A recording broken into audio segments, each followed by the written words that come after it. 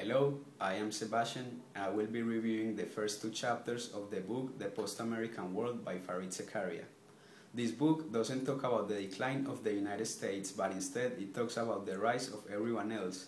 It talks about all the transformations that have been taking place in the world socially, economically, and politically. And these transformations, even though they are discussed on a daily basis, they are complex and they seem to be poorly understood. Over the last 500 years, there have been three major shifts in the distribution of power.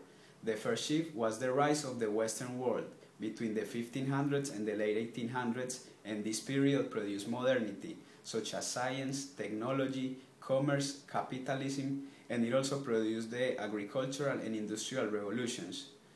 The second major shift was the rise of the United States. Soon after industrialization, the United States became the most powerful nation ever since Imperial Rome, and it was stronger than any other combination of nations. They dominated in global economics, politics, science, and culture. The third major shift is the world as we know it today. Over the last few years, countries have experienced rates of economic growth that were once unexpected and unthinkable. The author refers to this period as the Great Expansion, and this expansion can be attributed to the movement of capital from the Western countries to Asia and the rest of the world. As a result of this, between 1990 and 2007, the global economy grew from 22.8 trillion to 53.3 trillion, and the global trade grew 133%.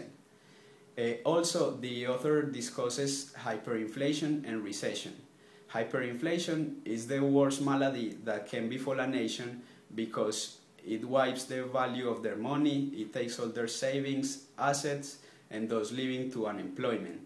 Whereas during recession times, it robs people from what they might have had, such as a better standard of living in an economy that is growing.